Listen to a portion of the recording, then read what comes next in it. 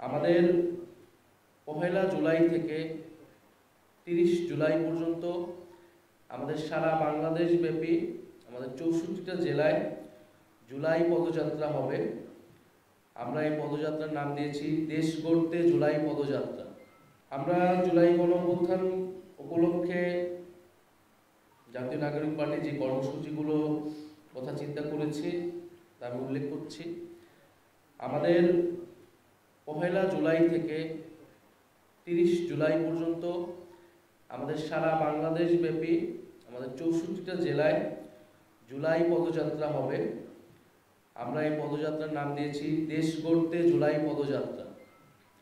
আমরা ১লা জুলাই শহীদ আবু সাঈদের কবর জিয়ারতের মাধ্যমে এই পদযাত্রাটি শুরু হবে। এটি ক্রমান্বয়ে বাংলাদেশের ৬৪টি জেলা প্রদক্ষিণ করবে। আমরা ৬৪টি জেলায় যাব, আমরা শহীদ পরিবারদের কাছে যাব, শহীদের কবর জিয়ারত করব, আহত যোদ্ধাদের সাথে কথা বলবো এবং অভ্যুত্থানকারী এবং বাংলাদেশের সাধারণ ছাত্র জনতা যারা রয়েছেন তাদের সাথে কথা বলবো। তাদের যে আকাঙ্ক্ষা ছিল জুলাই নিয়ে, সেই আকাঙ্ক্ষার কথা আমরা শুনবো।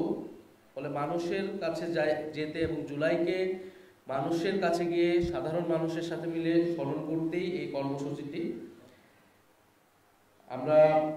আমি আবারও বলছি, আমরা ১লা জুলাই থেকে ৩০ জুলাই পর্যন্ত জাতীয় নাগরিক পার্টি এবং আমাদের অভ্যুত্থানের যে নেতৃবৃন্দ সকলেই একসাথে এই পদযাত্রাটি শুরু করবে এবং সারা দেশ প্রদক্ষিণ করে ঢাকায় ফিরবে।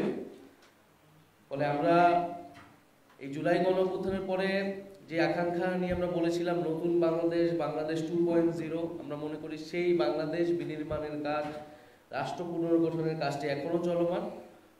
ফলে সেই দেশ গড়ার লক্ষ্যে দেশ গড়তে জুলাই পদযাত্রা, এটি আমাদের ট্যাগলাইন।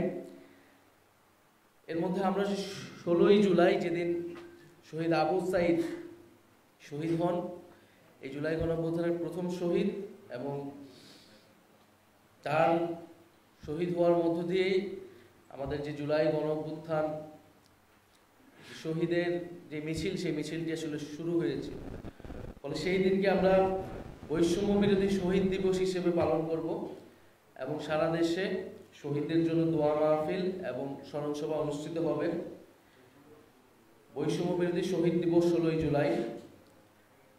আমরা ৩রা আগস্ট, আপনারা জানেন ৩রা আগস্ট শহীদ মিনারে ফ্যাসিবাদ বিরোধী এক দফা দিবস ঘোষণা হয়েছিল।